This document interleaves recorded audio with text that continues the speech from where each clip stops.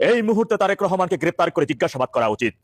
ধরে নিলাম ওদের কথা, আপনারা জানেন যে গতকালকে বেগম জিয়া মারা গেছেন, কিন্তু তার আগের দিন তার টিপসই নেওয়া হলো মনোনয়ন ফরমে এবং মনোনয়ন ফরম গ্রহণ করলো নির্বাচন কমিশন। কিভাবে মেডিকেলি ডেট, যার ব্রেন কাজ করে না এমন একজন ব্যক্তি মনোনয়ন ফরমে টিপসই দিতে পারেন? সেখানে কি নটারি পাবলিক হয়েছে, ম্যাজিস্ট্রেট উপস্থিত ছিল, সাক্ষী কে ছিল?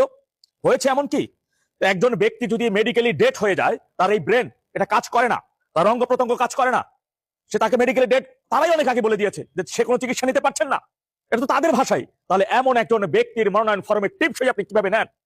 শি ইজ মেডিকেলি ডেড, এমন একজন ব্যক্তির আপনি কিভাবে এটা নিতে পারেন? আপনাদের কথা বলা উচিত, আপনাদের এই বিষয়টাকে প্রতিবাদ করা উচিত, এই বিষয়টাকে তুলে ধরা উচিত। সেটা কেউ আপনারা করতেছেন না। আরে লাশ নিয়ে রাজনীতি সে করছে, তারেক রহমান নিজে লাশ নিয়ে রাজনীতি করেছে।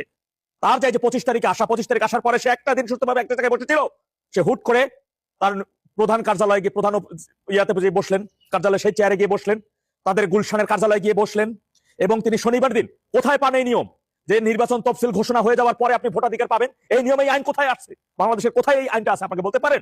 কারণ সে বিদেশি নাগরিক ছিল, তার মাকে মেডিকেলে সে মারা গেছেন, এই তথ্যটা যদি জানাজানি হয়ে যায় তাহলে সেই দেশের নাগরিকও হইতে পারবে না, কারণ তার গার্জিয়ান কে কিসের ভিত্তিতে বাংলাদেশের নাগরিক হবে? কি আছে তার?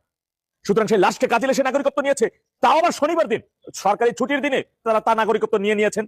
সমস্ত কার্যালয় তার বসা হয়ে গেছে, আগামীতে তিনি একটি সংসদে নির্বাচন করবেন তার বন্দোবস্ত হয়ে গেছে, এবং একজন মেডিকেল, বড় কথা হচ্ছে তাদের ভাষায় আমি বলি, তাদেরটাই আপনি মেনে নেন না, তাদেরটাই আমি মেনে নিলাম, কিন্তু একজন মেডিকেলি ডেড ব্যক্তি কিভাবে নির্বাচনে তার মনোনয়ন ফরমে তিনি টিপসই দেন? এমন একজন রোগী, তার সম্মতি নিতে হবে, তাকে বলতে হবে যে হ্যাঁ আমি আমি আমি রাজি আছি, আমি নির্বাচন করতে রাজি আছি, আমার টিপসই নেন, এই সম্মতিটা তাকে দিতে হবে, সেটা ম্যাজিস্ট্রেটকে শুনতে হবে, সাক্ষীকে জানতে হবে, নোটারি পাবলিক হবে, তারপরে সে মনোনয়ন ফরমে যেটা নেবেন তার টিপসই আপনি নেবেন।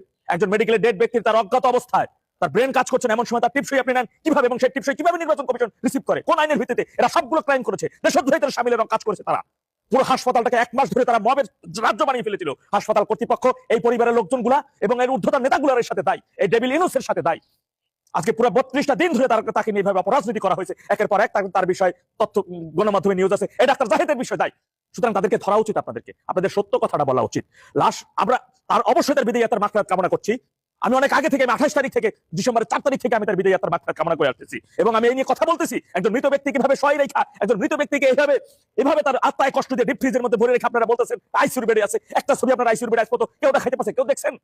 আইসিইউ আমরা ট্রিটমেন্ট আমরা জানি না, আইসিইউ কি তার গ্লাসের ফাঁকা দিয়ে দেখা যায় না যে রোগী ওখানে আছেন বেডে? কেউ দেখাতে পারছেন? পুরো মাসটা আজকে 32টা-33টা দিন ধরে একজন মেডিকেলি ডেড, তাদের ভাষায় কিন্তু কথাটা বলা হয়েছে। কিভাবে তার মনোনয়ন ফরমে আপনারা টিপসই নিলেন? কিভাবে সেই নির্বাচন কমিশনের নেয় সম্পূর্ণ একটা মেটিকুলাস ডিজাইন, এটা সম্পূর্ণ অপভাবে পুরো জাতির সাথে প্রতারণা করা হচ্ছে, পুরো বাঙালি জাতির সাথে প্রতারণা করা হচ্ছে। কি দিবেন আপনারা এই প্রতারণা? একজন, তিনি কি শুধু তার মা, তিনি বাংলাদেশের প্রথম নারী প্রধানমন্ত্রী না? তিনি বাংলাদেশের সকল জনগণের প্রতিনিধি ছিল না? প্রধানমন্ত্রী হিসেবে তিনি বিশ্বের দরবারে তিনি প্রতিনিধিত্ব করেন বাংলাদেশের হইয়া। তাহলে তার সাথে এইভাবে অপরাজনীতি করা হয়েছে। তার মেডিকেল ডেট নিয়ে আপনারা তার মনোনয়ন ফর্ম আপনারা টিপসই নেন, সেই ফর্ম আবার নির্বাচন কমিশন জমা নেয়। কিসের ভিত্তিতে, কোন আইনের ভিত্তিতে তারা এটা করেছে? তার বিরুদ্ধে আপনারা প্রতিবাদ করেন না কেন? কথা বলা উচিত। দেশের জনগণ আপনাদের সাথে যেভাবে প্রতারণা করেছে, দেশের প্রথম নারী প্রধানমন্ত্রীকে নিয়ে, তার পুরো পরিবার, পুরো গোষ্ঠী, ওই পুরো এভারকের হাসপাতাল কর্তৃপক্ষ, এটা সম্পূর্ণ ভুয়া ছিল, এসএসএফ নিয়োগ করা, ভিভিআইপি ঘোষণা করা, সেখানে হেলিকপ্টার নামানো ওঠানো, সম্পূর্ণ রকম সবকিছু একটা প্রতারণার অংশ হিসেবে তারা এগুলো করেছে। এই পর্যন্ত 5 দিনের মধ্যে তিনি রাজপুত্র আসলেন, একবার সবকিছু তার সব দিকে দখল, সবকিছু এক এক করে তিনি দখলে নিয়ে নেন। এরপর তিনি তার ঘোষণা দিয়ে দিলেন, কারণ এখন তার সম্পূর্ণ প্রধানমন্ত্রী হওয়ার পথ পুরো পরিষ্কার। একবার চিন্তা করেন, ব্যক্তি প্রধানমন্ত্রী হলে দেশের জনগণের অবস্থা কি হবে, দেশের মানুষের পরিণতি কি হবে, যে তার মায়ের সাথে এমন করতে পারে? আপনারা এই বিষয়টা নিয়ে কথা বলতে, লাশের রাজনীতি করছে তার সন্তান, কিভাবে এগুলো করতে পারলো? এই পর্যন্ত বলেন, এই বিতর্কের কোনো জবাব আছে তাদের কাছে? আপনারা কথা বলেন না কেন? কথা বলা উচিত দেশের জনগণের, দেশের মানুষের, দেশের সুশীলদের। এখন তো যদি কথা না বলেন, তাহলে পরিণতি আপনাদের আগামীতে কিন্তু অনেক করুণ ভাবে ভোগ করতে হবে। কসম করে বলতেছে, আপনাদের পরিণতি অনেক ভয়ঙ্কর ভাবে ভোগ করতে হবে। শুধু শুধু প্রতিবাদ করতেছি না, শুধু শুধু চিল্লাইতেছি না, আপনাদের বিরুদ্ধে প্রতিবাদ করেন। অন্তত এটা তো পরিষ্কার, জি, তাদের ভাষায় আপনি মেনে নেন যে হ্যাঁ উনি এই পর্যন্ত বেঁচে ছিলেন, উনি এই পর্যন্ত বেঁচে আছেন। তাহলে একজন মেডিকেলি ডেট, তার যে ডাক্তার বসেছে মেডিকেলি ডেট, তার ব্রেন কাজ করে না, তার অঙ্গ প্রত্যঙ্গ কাজ করে না, ভেন্টিলেটরের মাধ্যমে তাকে প্রাকৃতিক ভাবে বাঁচাই রাখা হয়েছে, আর কিছুই।